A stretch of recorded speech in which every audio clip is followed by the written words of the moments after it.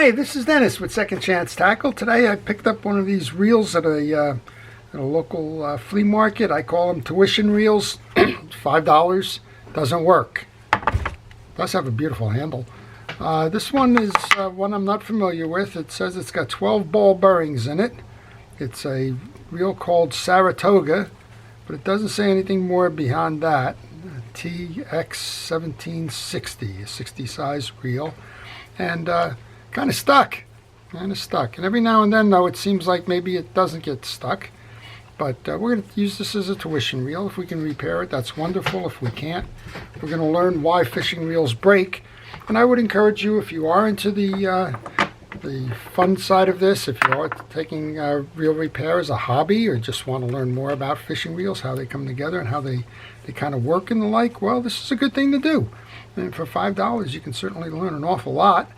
And sometimes you can even get them working again, giving them a second chance. Well, we're going to take these off, parts off. We'll see what we can do, see what we can see, so to speak. There's a very rusted drag adjuster knob. That's not a good sign. That's usually a sign that even though maybe they got 12 ball bearings in here, they didn't use the best materials, right? Could also be that the reel got dunked. It's quite possible that it landed up in salt water, and we can see a little bit more. We see the greening on the bottom of the lip of the spool here, and there's no indication, however, inside that there's sand or anything in there. There is something I don't like seeing, and that's a lot of rust on this axle shaft. And I think we just found two of the ball bearings, two of the 12 ball bearings here as well. So let's take this apart.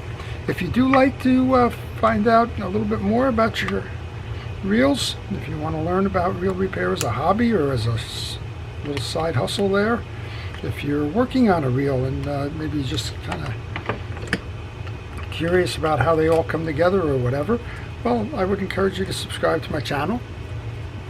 And if you do subscribe to my channel, please hit that notification button. That'll help you see when I post these. I try to post on a daily basis lately, and you'll get to choose which ones you want to see. And maybe there's reels in there. I'm sure there's reels in there that you're not really interested in, and that's okay too. We're located in the mid-Atlantic seaboard, and that by itself kind of limits some of the reels that we see. We see an awful lot of ocean fishing reels, surf reels, inshore kind of estuary fishing reels, but we don't see a lot of the bass reels and things like that due to our location. But that's okay. We do get them in, and we certainly try to give you a good rounding in terms of the variety of the reels, so that we can all learn from this. All right, I took 4 screws out. I put them into a parts tray. Yeah, it's a new parts tray for the day. But I wanted to make sure that those side plate screws are all the same, in the hope that maybe we can get this going again. We've got a main gear in here. We're going to inspect that. Got a stuck main gear in here. See if we can't work that out a little bit. The bearing seems to be stuck on it. Yeah, so we have 12 ball bearings, but we have steel ball bearings. The outer one is working, but the inner race is kind of swollen here, and looks like well, it looks like it's stuck to the shaft. And when you get a reel like this, this is not a reel that is going to have replacement parts to it. I can pretty much guarantee you that. So it's best just to kind of flush. You can see a lot of that rust is coming out already. I use a penetrating oil. I'm just going to sit that off to the side and let that kind of do its work. Inside, it's a very straightforward design from what I can tell. We've taken the main gear out. We have a crosswind block right here. We have a crosswind gear. We have an axle shaft, and we have a pinion gear. So none of that appears to be frozen, other than I'm not turning here. So if I was to guess right now without continuing anywhere, I would say that we have an issue up top. There's probably a bearing on that pinion gear that's frozen, or perhaps the anti-reverse gear is frozen. We're going to find out. I just removed the screw from the crosswind block. That should enable us to pull the axle shaft out. And look at all that rust. So that's kind of a notation to self. If you see a Saratoga reel out there, beware. And best to take care of it. But we have an awful lot of rust. Most of it wiped off. there's a little scarring going on here. I don't know if that's going to tell me anything at the moment or not. That goes into my parts tray. I'll put the other pieces in there as well.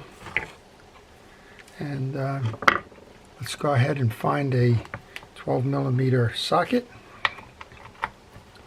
And see if we can't get this off. Okay, so I turned to the left, the normal way to loosen, and I found out it's tightening it up, so you want to turn it to the right in a clockwise manner to loosen it off. And this is probably the big reveal here, why reels fail. Let's figure it out. Well, inside this it's fine. We've taken off the rotor, and now we seem to have a functioning reel. Isn't that interesting? Not quite sure what's going on there.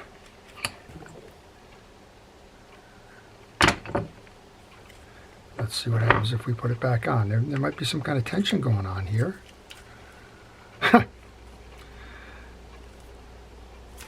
One of those mysteries of life, right? It's working. That bale is tight. I don't think that bale is going to trip. But working. All right, let's take the rest of it off, see what we have in here now. So when you're doing a reel like this, it's always a good idea to take pictures, particularly when you're probably not going to be able to find a schematic for this reel. And I point that out because we have an instant anti-reverse override here. It's a plastic forked kind of a thing with a spring hooked into a small eye here and over the post here. When you go to remove this now, that is going to become evident in terms of its function. It's going to jump out at you if you're not paying attention to it. So you want to note, take that picture, and be aware of it as you go to disassemble it. Okay, speaking of that disassembly, there appears to be 3 screws holding this on, so let's go ahead and take those off. Just like the side plate screws, I want to make sure that these screws are the same size and length. If they're not, I want to mark the one that is not. And here's an interesting piece right here. So I suspect that's probably what broke. There's a spring that just came out of the case as we opened this up. So we're just going to put that spring to the side. We're going to have to guess on that one, quite honestly, because, well, we just don't know, do we? I suspect that that spring is involved in this piece here, but it's hard to say. All right, well, let's keep going. Oh, there's also some broken pieces here, so there you go. So there's something in there that tripped this reel. There's a broken piece of a case that looks like where that spring would go. We're going to just have to find out, does that prevent the reel from being used, or maybe it's just the instant anti-reverse override spring that for some reason you won't have that to be used again. I'm not sure. All right, I'm going to walk this whole assembly up. I have the 3 tie-down screws. I'm looking here. There should be an instant anti-reverse dog override. That may be this piece here. But let's go ahead and see what happens if we can pull this whole assembly up, or what part of this assembly we can pull up. Well, this is part of the case. I thought that was an independent piece. It's not. So the next piece then would be to pull this collar up. And now we can kind of see what this reel is made of.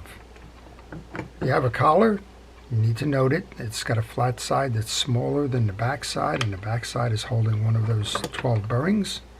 On that bearing, we have a set of two washers. And right now I'm going to move this spring. I'm going to hold the tension so it doesn't shoot, but I'm going to remove it off that clip. I'm going to try and remove the clip, which should enable me to remove that bearing as well. Actually, I should be able to remove this whole side piece here. I do notice that there is another hold down clip inside, and again, this is a good place or a good reason to take pictures. You've got a kind of a thumbnail clip that's riding 180 degrees from the trip lever point. So let's see if we can pull this whole thing out now.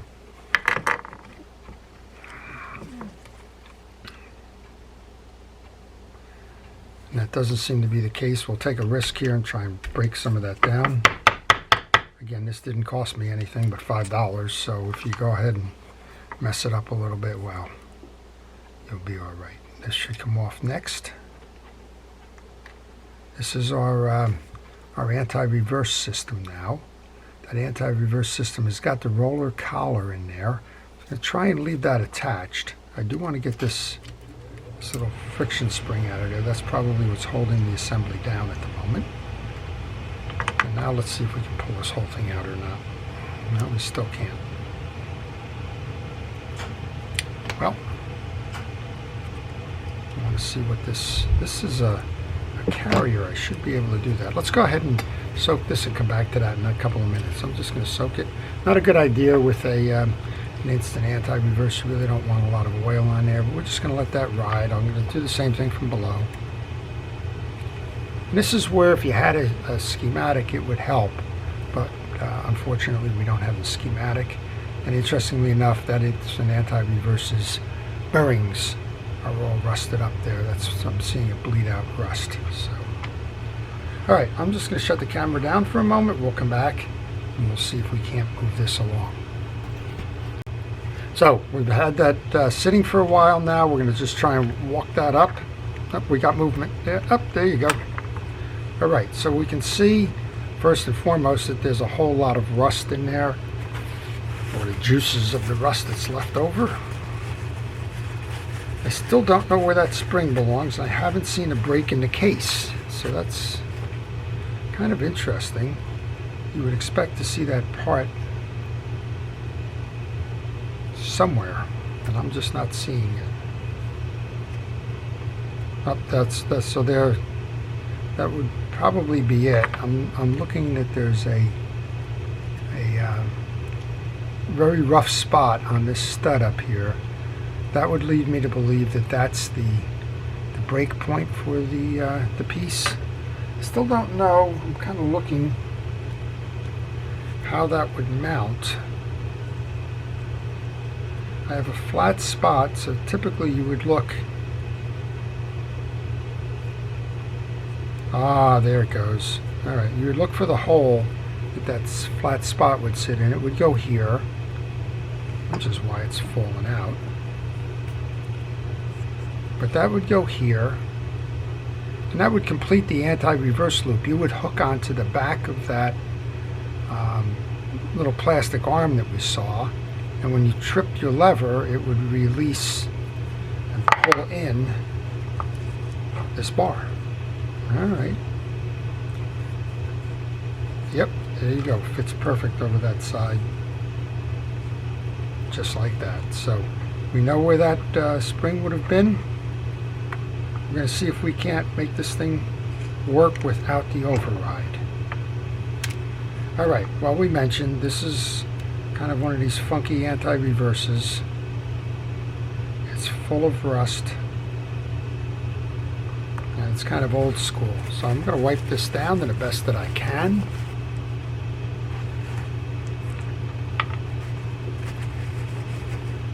And my hope now, or my only hope right now, is that we can run it without having an anti-reverse override. At which case, well, somebody can benefit from this. Give this reel a second chance. And use some grease on the bottom of the gear. Did a quick look at the gear. The gear is fine. I think what's probably was happening is that spring and that piece that broke off was clogging the rotor and not allowing it to turn. But we'll see. So if you have questions on a reel, and I'm sure you probably don't have a question on this reel, but if you have a question on any reels, and maybe you need help along the way, or anything like that, I'll be happy to try and do that for you. This has the assembly in there. I typically do not like to mess around with these assemblies. There are roller bearings in this one, and if you pull this out, chances are you're going to spray the roller bearings, and when they're gone, they're gone. All right, we're going to take that whole assembly now. We're going to put that back together here. Put the collar on. I'll hold that down while we try to put that over the collar.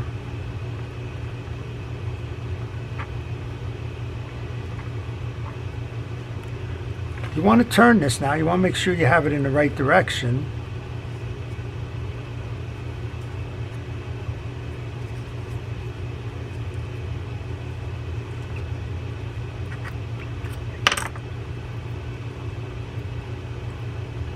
Okay. Oh, well, there we go. So I guess we're going to show you how that works anyway, aren't we? We have all these little bearings. That's a good thing I did that because another piece just fell out of there. These are roller bearings.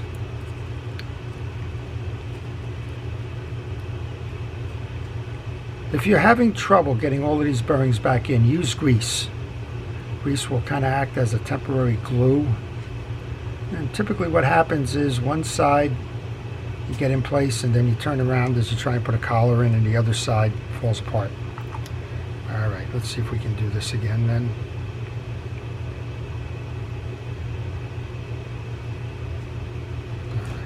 For now, apparently we're close to that.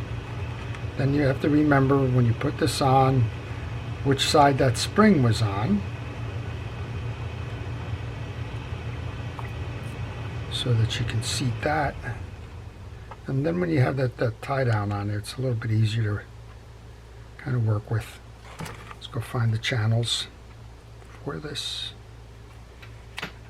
Goes in easier than it came out, that's for sure. Pretty much properly mounted. Now we just have to push this whole assembly down. So I'm just continuing. I've just been pushing down, kind of alternating sides. I think I have it now. That seems right. Okay, a little camera adjustment. We've loaded this on. We put the spring clip in. We've loaded the spring on. And just want to make sure everything's nice and tight before we continue.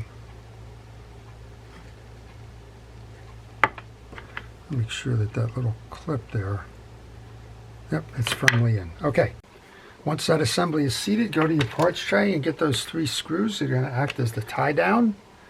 One goes in each side, kind of triangular. Hard to mess this one up. There's only 3 holes up top. I guess the only way you can mess this up is to not put them back in. If you don't put it back in, that rotor is going to pull them off. So let's go ahead and get these on. I use the lip of the screw as the actual clamp to this assembly. It's not unusual. A lot of manufacturers will do that. I don't know. I'm just assuming this is a contract manufacturer shop somewhere. Somebody wanted a brand. Maybe they even lived in New York with Saratoga. I don't know. Regardless, they wanted a brand, had them made. And parts are, I'm sure, are not available. So even if I wanted to replace that override assembly, I couldn't. And right now, well, for the money invested, I don't even want to go ahead and do that. All right, I put a little bit of grease onto the inside. One of my brakes, I greased up the main gear after cleaning it up. The main gear can go in next. Same thing with the crosswind block. Grease that up. Let's get that set over the stud.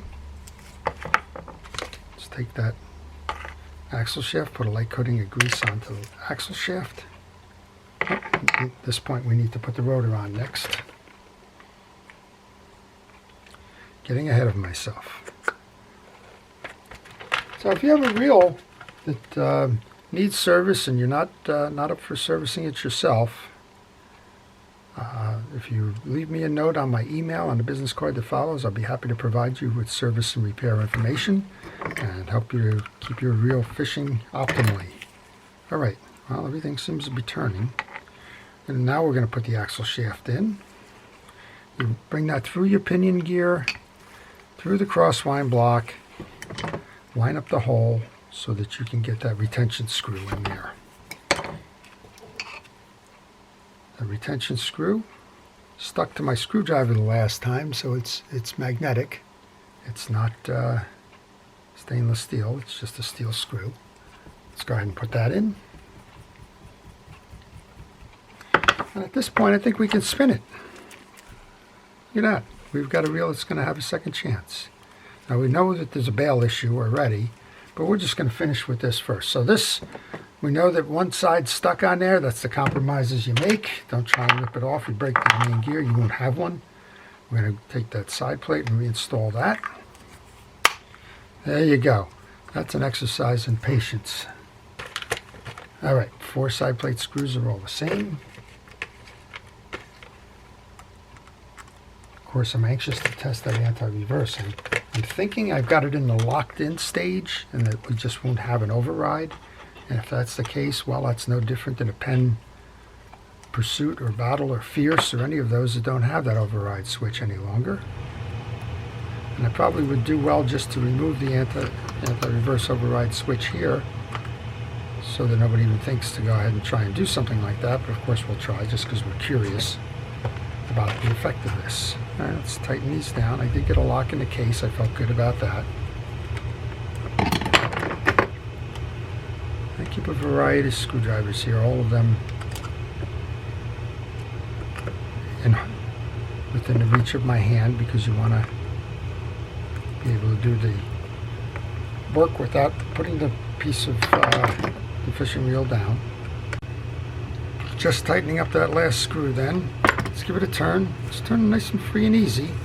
Let's go ahead and put the handle on, see how we do with that. This is a good tip. If you're removing the handle, put the screw into it.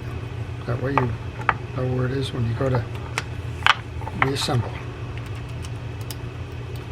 All right, put the handle screw back in here. Let's see what we got. It's not even that noisy. Wow, for all that rust, it's not that noisy. Of course, does it stop? Instant stop. There you go. Wow. So for $5, I got a reel that I can hand off to somebody, make their day, and well, if they drop it overboard, nobody's going to worry. And if they do, well, we've already seen a little bit of what salt can do in that overboard situation. Now I know I got a bad bail on here. I'm looking at it. I believe that bail wire is bent. So you got 2 options with this one. We can play around with it, and I will, but I don't believe it's going to trip right now. Yeah, so this is a telltale sign that the wire is bent. Your bail arm has fired, but it hasn't been able to retrieve it completely. That's because the wire is bent, and sure enough, if you look at it, you'll see it. And I'll make sure that I get that work as I go to set this up. But in the meantime, I've got a reel that's pretty much working, and that's always a good thing. And we'll report back to you on this, on the Bale trip, and see if I can include that as a kind of a post-mortem on this piece of work here. So after a labor of love for a $5 reel, we've got turning around, we've got stopping, and here's the best of all, we've got the bail easily flipping. Go figure. So this one was a challenge. It was a $5 reel. I happened to have a spare part that I was able to use for the bail that had a broken bail trip lever arm. Now we got one that anybody can be proud to fish. So second chance, here you come. So I hope you've enjoyed it all. Special thanks to our first responders and essential personnel, everybody who's working hard to keep us safe during the pandemic. To all, please stay safe, stay well, and stay watching. This is Dennis with Second Chance Tackle. Have a great day.